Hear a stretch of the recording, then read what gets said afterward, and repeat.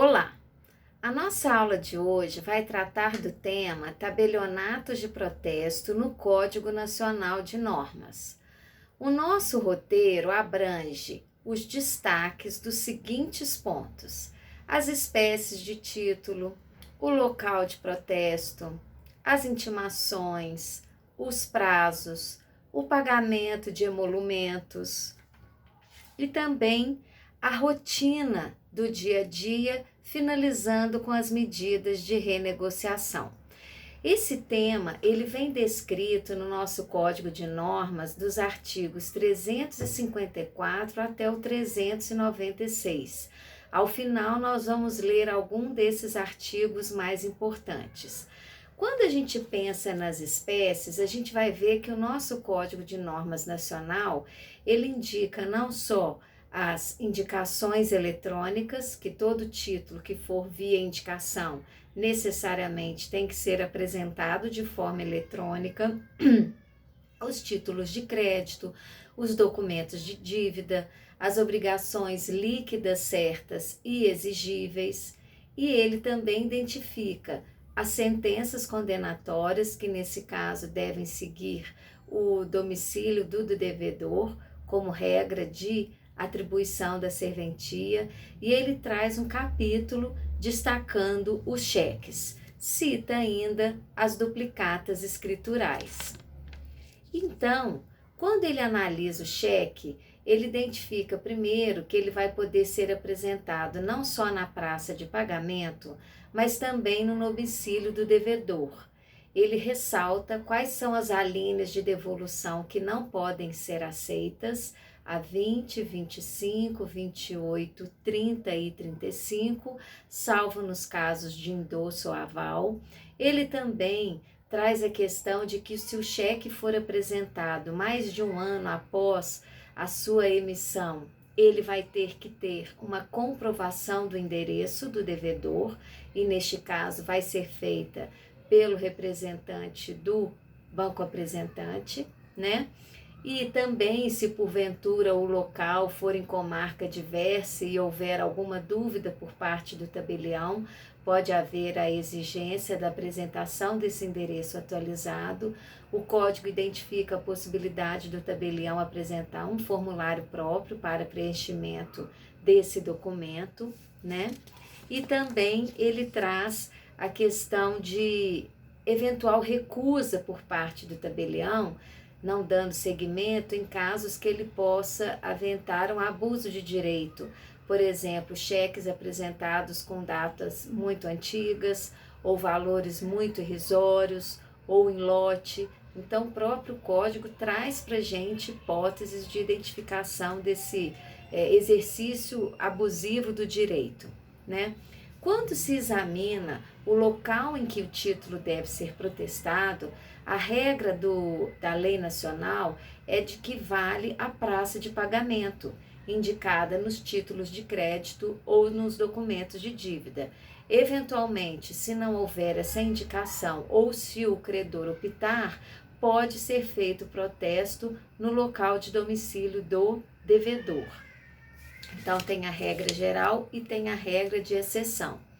Com relação às intimações, o código destaca não só a feita pelo portador da serventia, a utilização de empresa especializada como os Correios, a utilização de meios eletrônicos como as plataformas de chamada de voz, e também a possibilidade de se utilizar qualquer forma em que haja uma comprovação de que a intimação foi devidamente entregue.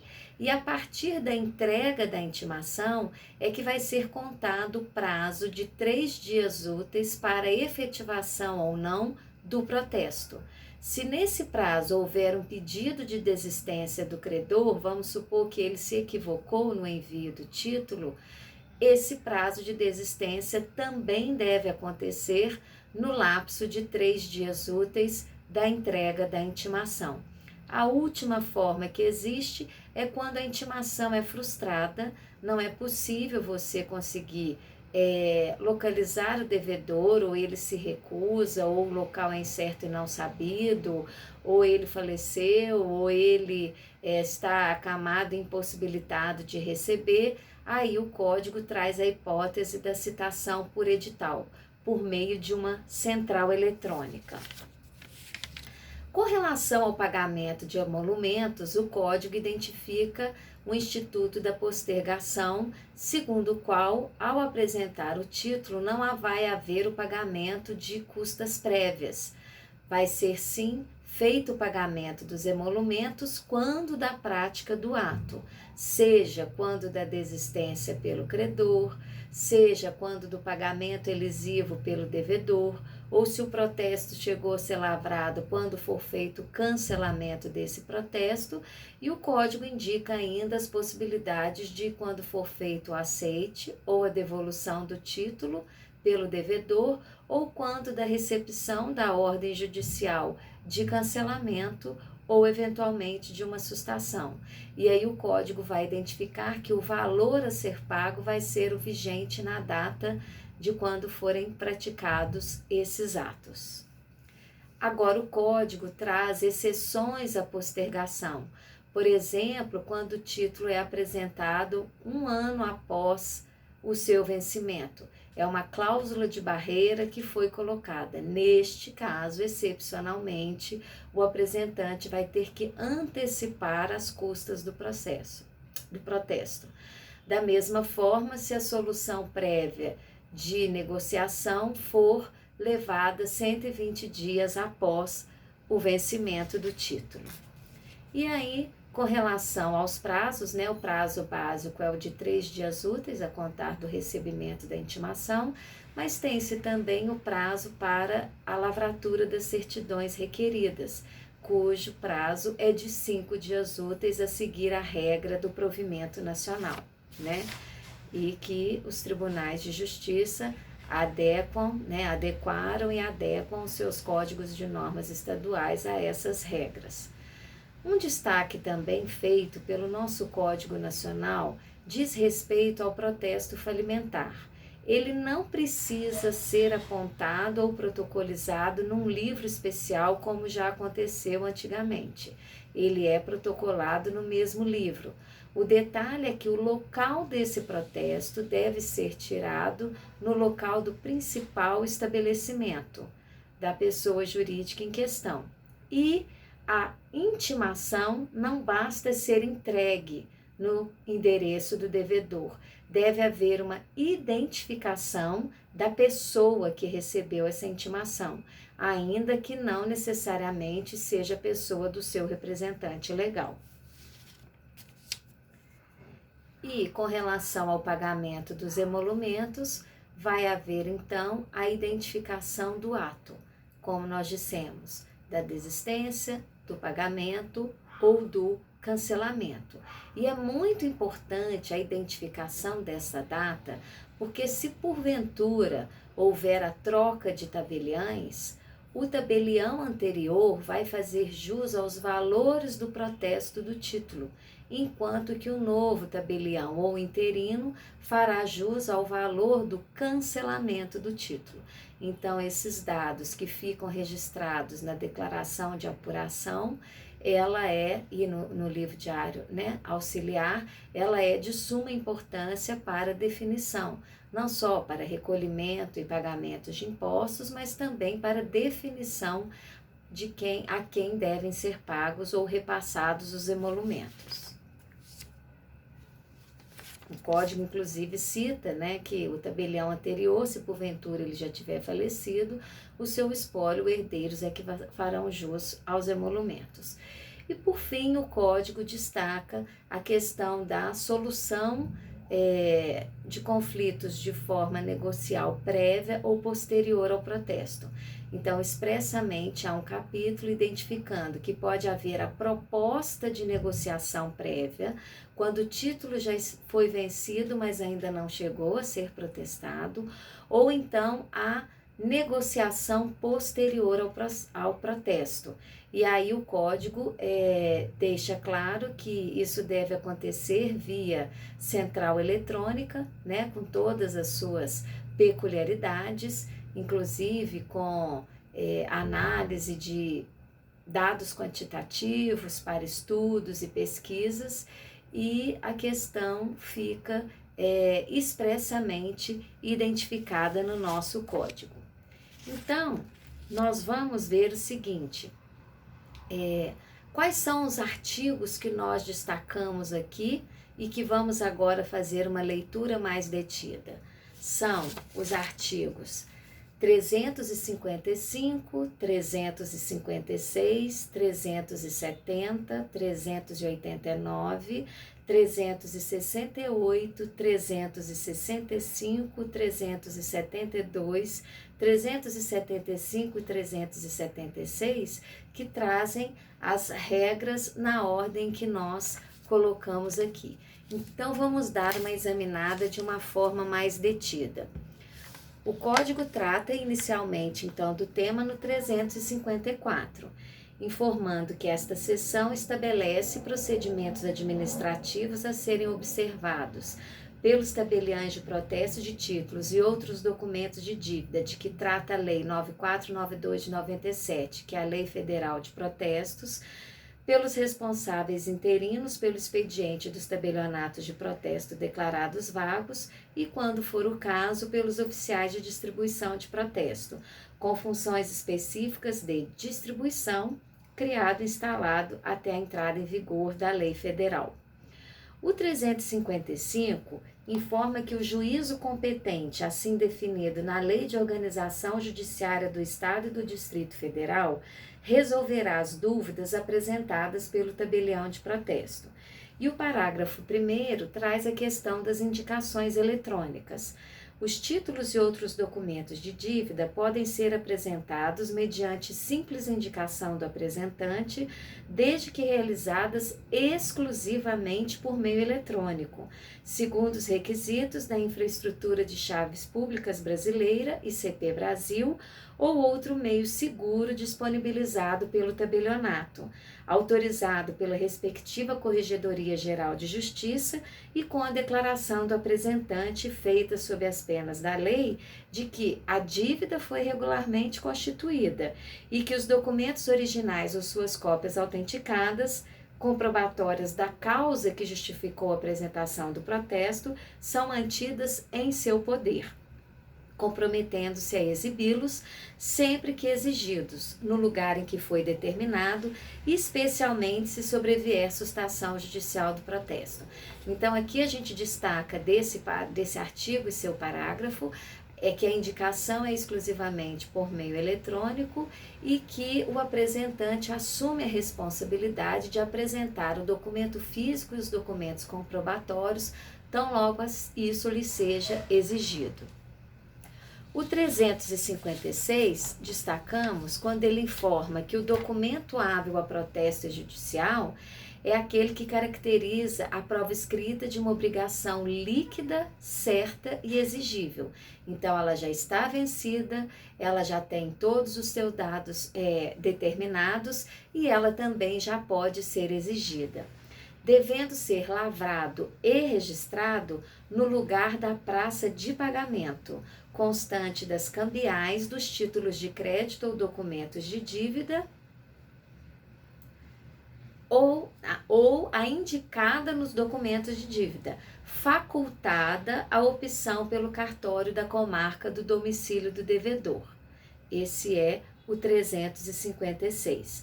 O seu parágrafo ainda ressalta que na falta de indicação ou sempre que assim desejar aquele que proceder ao apontamento, o protesto será tirado no lugar do endereço do sacado, do emitente ou devedor, das cambiais, dos títulos de crédito ou dos documentos de dívida. Também separamos o artigo 370, informando o seguinte: que a apresentação, a distribuição e todos os atos procedimentais pertinentes às duplicatas escriturais eletrônicas e aos demais títulos e documentos de dívida encaminhados por banco, financeira ou pessoa jurídica fiscalizada pelo Sistema Financeiro Nacional na qualidade de credor ou apresentante, independe de depósito ou pagamento prévio. Então, aqui a gente destaca a questão de que as duplicatas eletrônicas, as escriturais, também são uma espécie que compõe a possibilidade de apontamento a protesto. Quando a gente destaca o cheque, nós vamos ver os artigos 389 até o 396. Então, vamos rever os pontos importantes aqui do cheque. O código informa: o cheque pode ser protestado no lugar do pagamento ou no domicílio do emitente, devendo conter a prova de apresentação ao banco sacado, que é aquele carimbo de devolução que é aposto no verso do cheque, em geral a linhas 11 e 12, né? E também o motivo da recusa de pagamento, salvo se o protesto tiver por finalidade instruir medidas contra o estabelecimento. Aí, nesse caso, não vai haver a linha de devolução, porque ele vai ter entrado diretamente contra o estabelecimento. O 390 destaca as alíneas que não podem ser aceitas.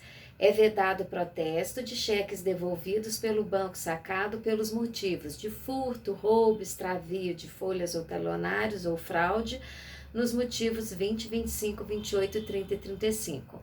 É verdade que o protesto de cheque é cada vez mais raro diante das novas formas de transação e transferência bancárias, mas ainda existe, é importante a gente destacar aqui o que o código informa para a gente.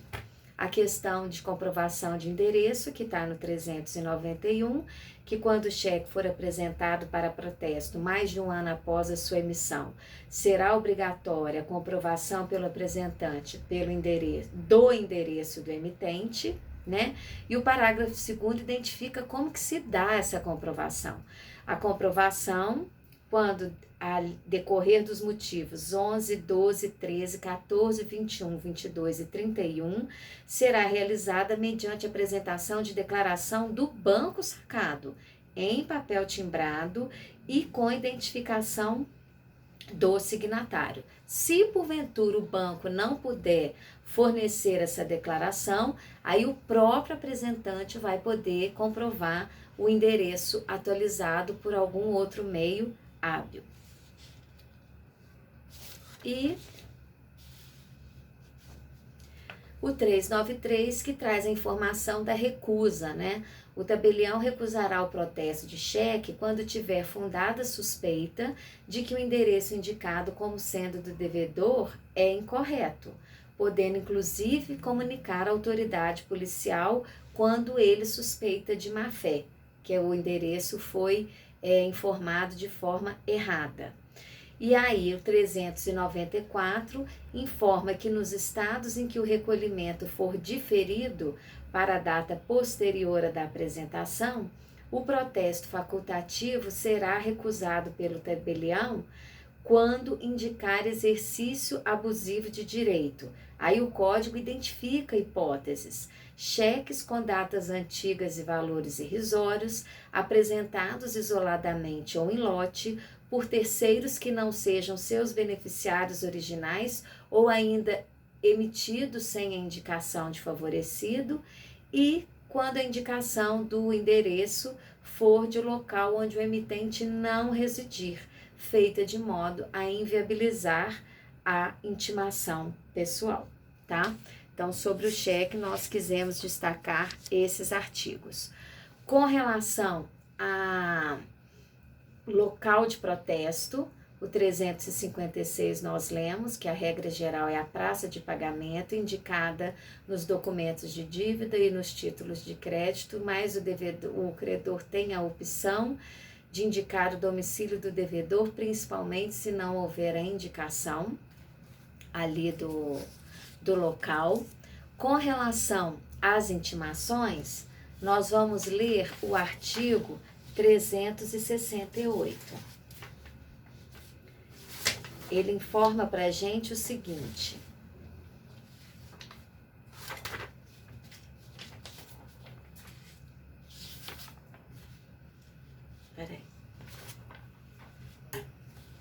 são, né, as formas de intimação que nós temos: a do portador e achei. O tabelião de protesto ou responsável interino pelo expediente com a competência territorial para o ato poderá utilizar meio eletrônico ou aplicativo multiplataforma de mensagens e chamadas de voz para enviar as intimações, quando disponível os respectivos dados ou endereço eletrônico do devedor, caso em que a intimação será considerada cumprida quando comprovada por esse meio a entrega no referido endereço. Temos também por portador do próprio tabelionato, por empresa especializada como Correios e efetivamente ou finalmente por edital, caso não seja possível fazer a entrega. Com relação à postergação, vamos chamar atenção aqui nos dois casos de exceção. Um está no 370, parágrafo 1º, inciso 2. Vamos pegar aqui o 370, que informa assim pra gente, olha. 370, a apresentação e distribuição de duplicatas escriturais. Aí depois ele fala que essas disposições aplicam às pessoas jurídicas fiscalizadas por agências ou qualquer pessoa física ou jurídica que não ultrapasse o prazo de 1 ano. Então, ele identifica no 370, parágrafo 1º, inciso 2.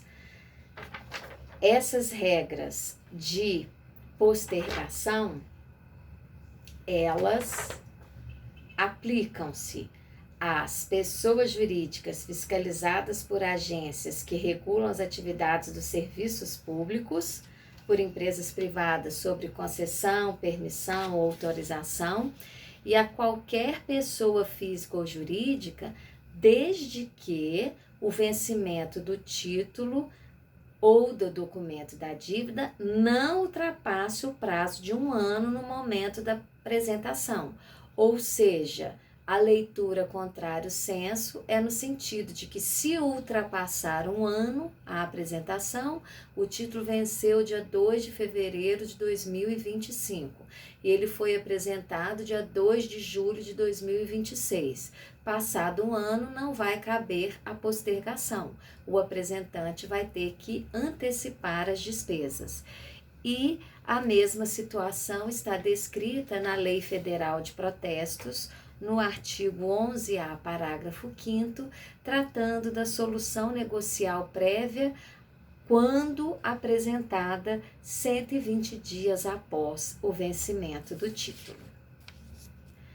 Aqui vamos destacar agora o 365, que informa para gente que o prazo das certidões é de 5 dias úteis. Tirei de ordem, não está grampeado, vou ter que colocar ele na ordem aqui. Aqui, ó. As certidões individuais serão fornecidas pelo tabelião de protesto de títulos no prazo máximo de 5 dias úteis, mediante pedido escrito ou verbal de qualquer pessoa interessada, abrangendo o período mínimo de 5 anos anteriores ao pedido, salvo quando solicitado período maior ou referente a protesto específico. O que a gente vê? Que na prática a gente em geral consegue fornecer a certidão no mesmo dia, né? Eventualmente é que a gente usa um prazo maior. E, em geral, as certidões são referentes aos últimos 5 anos, mas eventualmente pode haver a certidão por um prazo maior, por exemplo, as certidões de 10 anos. Com relação ao processo falimentar, a gente tem o 356A,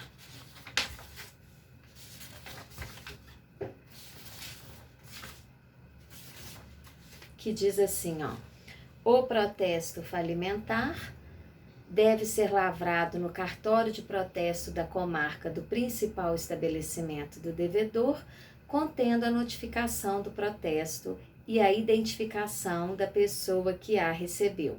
Mas existe a possibilidade da intimação por edital, que o parágrafo único informa que nas hipóteses em que a notificação pessoal do protesto não lograr obter a identificação de quem se recusou a assinar a carta registrada ou documento idôneo equivalente, o tabelião poderá realizar a intimação do protesto por edital.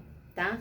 E aqui, aproveitando o 357, vai trazer a questão do protesto da sentença condenatória.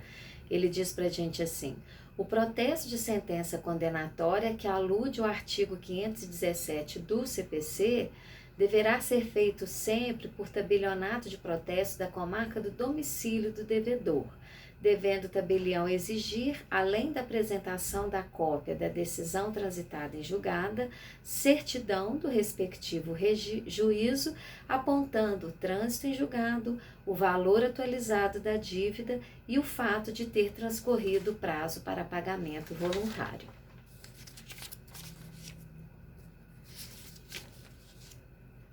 O 372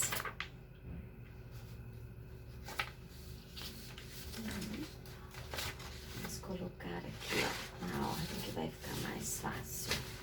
Aí a gente localiza aqui os restantes. O 372 é que vai falar da questão dos emolumentos se houver troca de tabeliães. Ele informa pra gente assim, ó: os emolumentos devidos pela protocolização dos títulos e documentos de dívida que forem protestados nas hipóteses do 373 são de propriedade do tabelião de protesto ou ofício de distribuição, quando for o caso que à época praticou o respectivo ato. Na hipótese do caput deste artigo, ao novo tabelião ou responsável interino vai caber receber apenas os emolumentos devidos pelo cancelamento e transferir os outros emolumentos para o tabelião que praticou o ato anteriormente, ou seu espólio ou seus herdeiros, sob pena de responsabilidade funcional, além de outras sanções cíveis e criminais cabíveis. Então, ato de protesto cabe ao tabelião anterior, ato de cancelamento cabe ao tabelião novo ou subsequente, né? E o artigo 375, que vai encabeçar as disposições gerais sobre a proposta de solução negocial prévia ao protesto e da proposta de renegociação. Então, basicamente, o Código fala que as medidas de solução negocial prévia ou posterior consideram-se da seguinte forma: medidas de solução negocial prévia são medidas de incentivo à solução negocial de dívidas já vencidas, mas que ainda não foram protestadas. Por isso que é uma solução negocial prévia anterior ao protesto. E as medidas de solução negocial posterior ao protesto são as chamadas medidas de renegociação de dívida, que já foram protestadas, mas ainda não foram canceladas. Então, a parte basicamente apresenta um requerimento. Esse requerimento é analisado no prazo de um dia útil. Se houver vícios que o tabelião apresente, esses vícios devem ser sanados pelo requerente no prazo de 3 dias úteis. Se eles não forem sanados, ou se o tabelião entender que a parte, né, não houve a sanação dos vícios, vai haver o indeferimento do requerimento, mas se houver a resolução dos vícios, o requerido vai ser comunicado, né, preferencialmente de forma eletrônica. Ele tem o prazo de até 30 dias para responder, e aí ele pode acatar aquela solução que foi proposta, e aí, uma vez acatada, no dia útil seguinte, o tabelião tem que fazer o repasse do valor ao credor daquela dívida cuja negociação foi proposta, e se porventura ele não pagar, aí aquele título vai ser protocolizado e aquela proposta de solução de negociação vai virar um título apresentado a protesto, né? Lembrando que é cabível, assim como num procedimento normal, a desistência por parte do credor. Então, esses foram os pontos destacados e os artigos principais lidos e comentados do capítulo e da parte do tabelionato de protestos no Código de Normas Nacional. Estou à disposição para esclarecimento de dúvidas e sugestões. É só seguir os canais do @prof. Ana Coque, seja no Instagram, seja no YouTube, e também pelo e-mail prof.anacoque@gmail.com. Até a próxima!